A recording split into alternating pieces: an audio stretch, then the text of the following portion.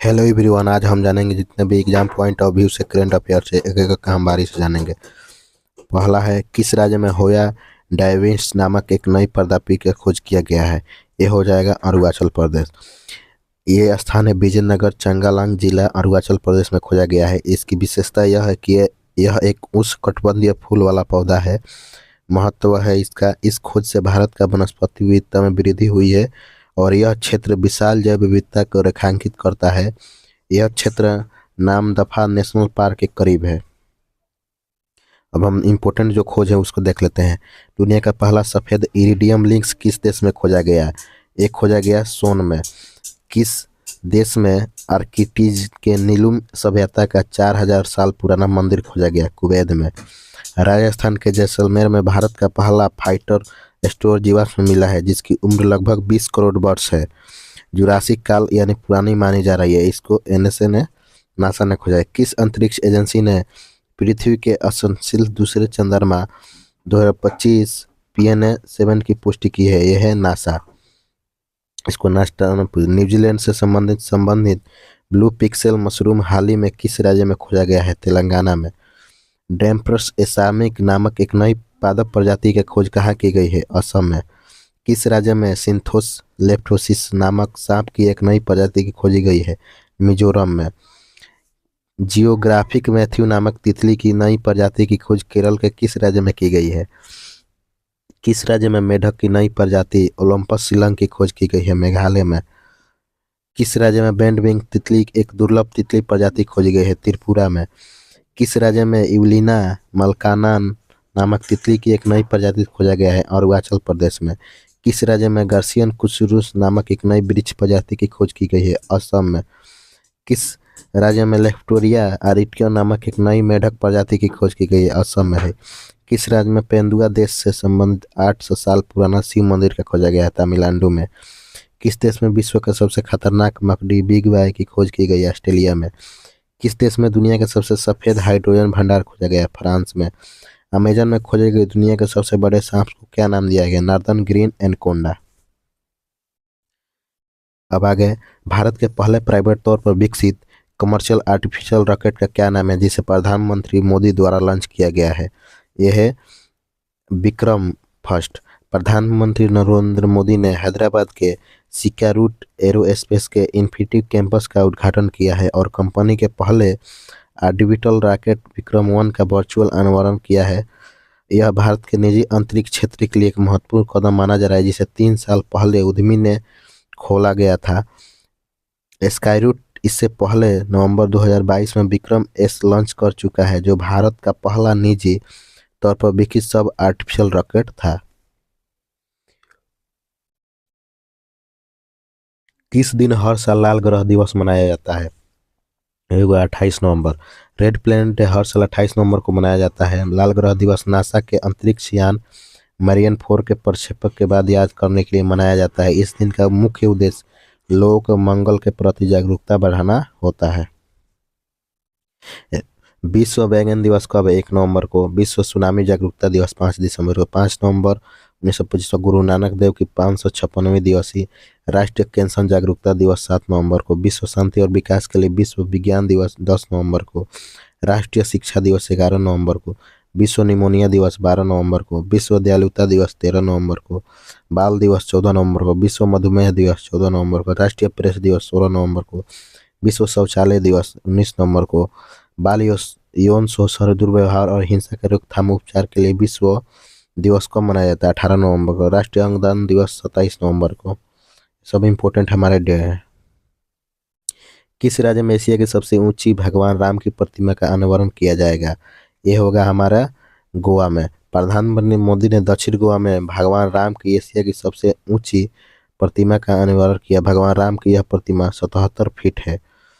कांस्य की बनी इस प्रतिमा को प्रसिद्ध मूर्तिकार राम विश्वतार ने बनाई है। 2026 के लिए अंतर्राष्ट्रीय लोकतंत्र और चुनावी सहायता संस्थान के अध्यक्ष कौन बने हैं। ये है ज्ञानेश कुमार बने हैं।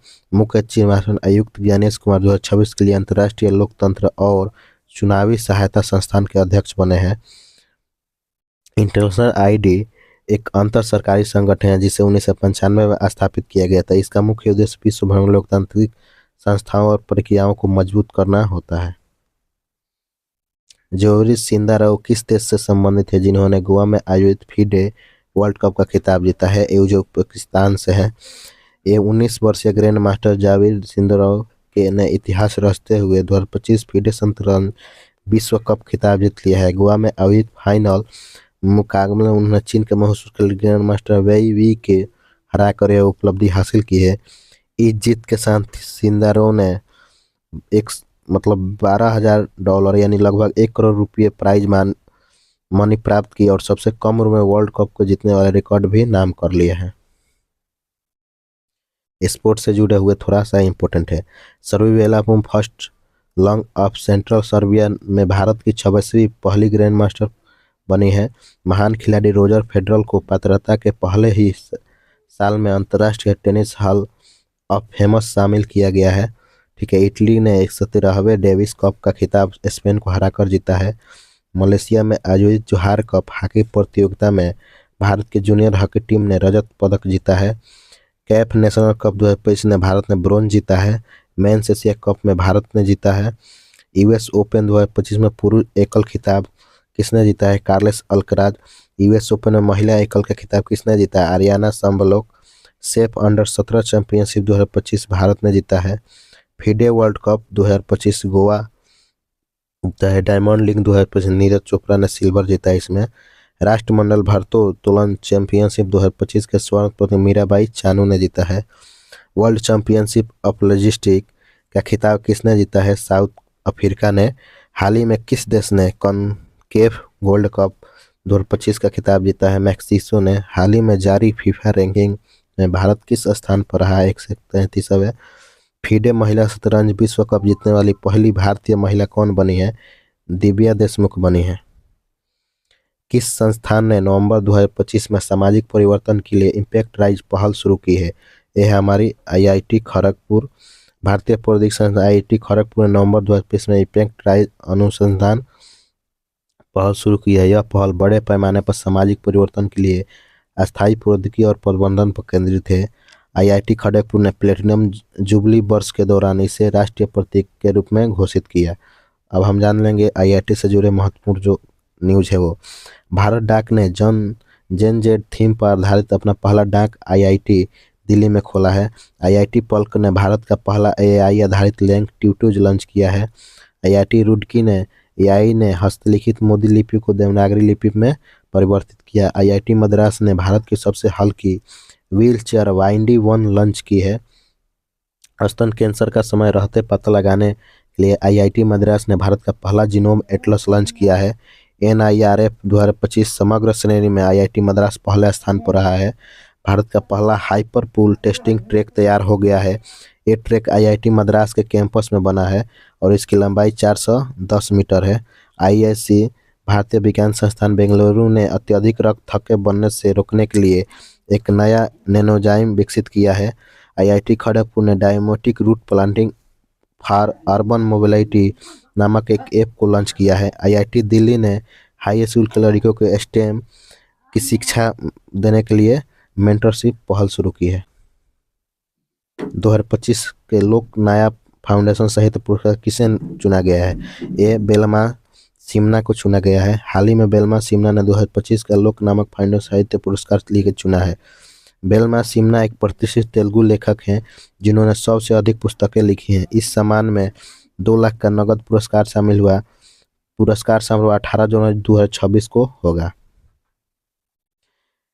प्रतिष्ठित honour Oscar award Tom Cruise ने जीता है। ड्रीम पक अचीवमेंट अवार्ड लियानो डिकैप्रियो ने, इंदिरा गांधी शांति पुरस्कार मिशेल बेचेल, फ्रांस के सेविलियर पुरस्कार छोटा धरानी, पेट्रा डू पुरस्कार मेलेनिया ट्रम्प, विश्व शांति एवं सुरक्षा पुरस्कार 2025 श्री रविशंकर बुकर 2025 डेविल जेले 2025 young champion of the world award Jinali Modi, Dada Saheb Phalke award 2023 Mohanlal मरपुरन, PV Narasimha Rao award doctor Mohan Singh Shah, Saraswati Samman भद्रदास, उनसित ज्ञानपीठ अवार्ड विनेश कुमार शुक्ल, एबेल पुरस्कार 2025 मसाकी काशीवाड़ा, 2025 का स्टॉकहोम जल पुरस्कार गुटर गलतेश्वर, संगीता कलानिधि पुरस्कार, आर के राजकुमार, प्रीतिज पुरस्कार 2025, लियू जियाकुन, लता दीनानाथ मंगेशकर पुरस्कार, कुमार मंगल बिड़ला, विज्ञान रत्न पुरस्कार, जयंत शिव नार्लिंकर।